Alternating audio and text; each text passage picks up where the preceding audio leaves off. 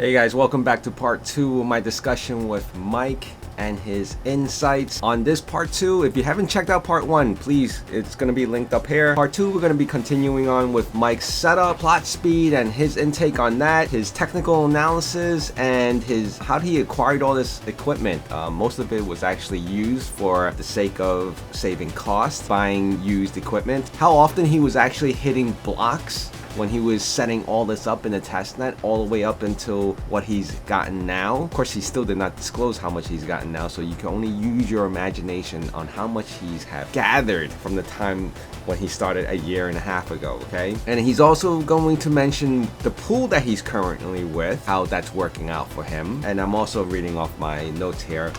Mike's advice to newbies, which would be a really good one. So stay with me to the end of this video and listen in on Mike's discussion, because he has a lot of great insight, not only from the first part, but we're going to be talking about more stuff on the second part, which is this video, and also in the third one that's coming up after this. So please like, comment, and subscribe, and stay with us, guys.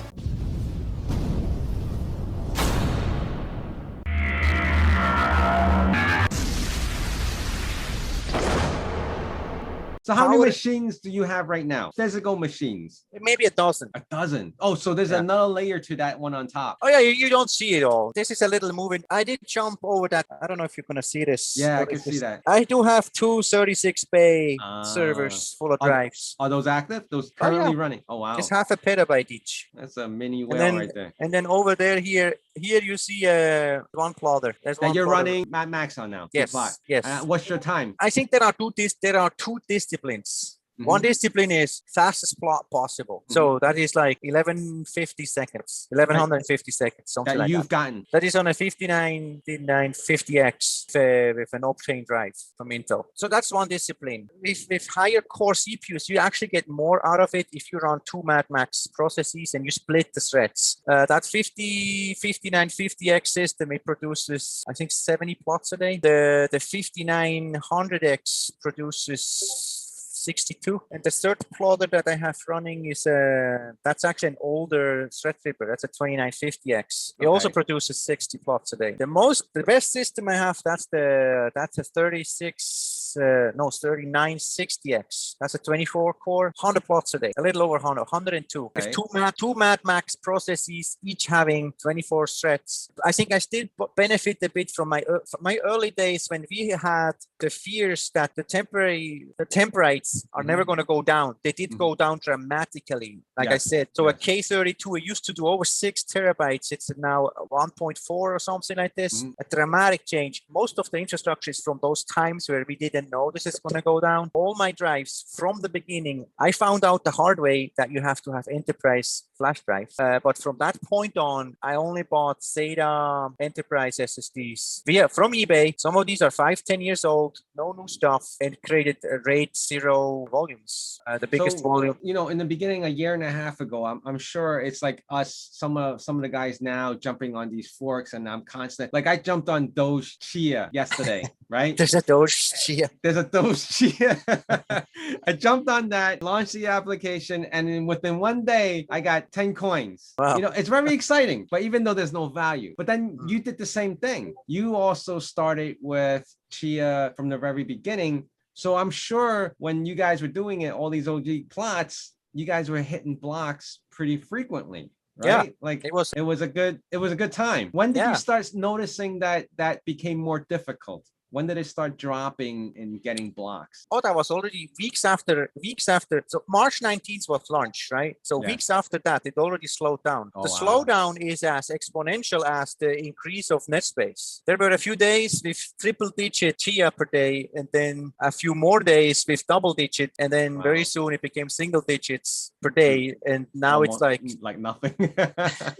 Now it's like nothing for 9 months. It's like half a week in between. When was the last time you hit a block? Interestingly enough, I added one farm to Foxy Pool, and then hours later, I hit 2 blocks in a row. Oh, so one of your plots in Foxy Pool hit the block? 2 blocks. 2 blocks. Yeah, 2 blocks in a row. So that part of the farm was dry for over like almost 14 days. Wow. So it is, statistically speaking, over a long period of time. It's like playing roulette. Yes. There are these traits. you bet on the numbers 30, and then you can bet on it for a week, and you have not a single win. Yeah, and then you leave the casino, and someone else bets on the 30, and there's a win, and then right. they keep the chips on it because they believe in that, and they have another hit. That's because a good analogy. Yeah. Some people compare it with bingo, but I think it's not like bingo. Yeah. Because with bingo, you remove stones from the bag. With Chia, nothing is removed. Right. Every round is a new round.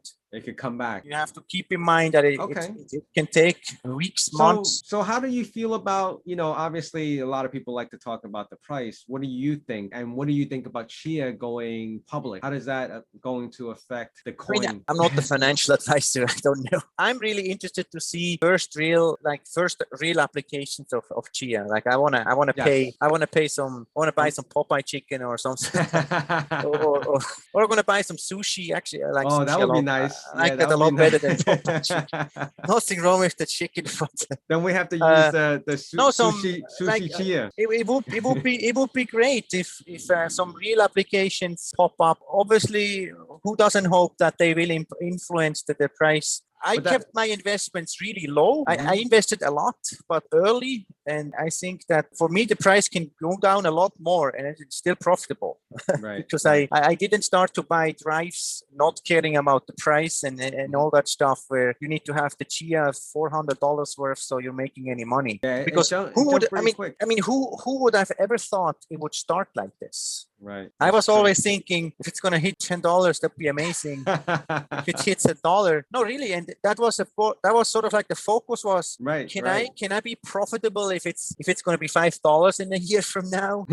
that influenced a lot of also me putting in all this effort of building a lot of these farmers on my own. Well, what I noticed is that when I started, and it wasn't as long as you, obviously, when I started in early April, let's say, when I actually got everything up and running and I got the hang of stuff. What I noticed was the network space, yes, it was growing a lot. Then you had a whole flux of people coming in and plotting, right? And that grew the network space. But at the same time, you had a lot of people that already tapered off in the more recent last couple of months, where before the pool protocol coming out officially, and even now with the price dropping more, people are like just kind of like, whatever, I'm gonna stop this. So you had that big influx of people coming in, and then they grew the network space, and then you were competing with all that. Now it's like back to, I've noticed that the network space is kind of flat now. It hasn't been growing as much as it was in the beginning, obviously. So what do you think about like the people who are in on this?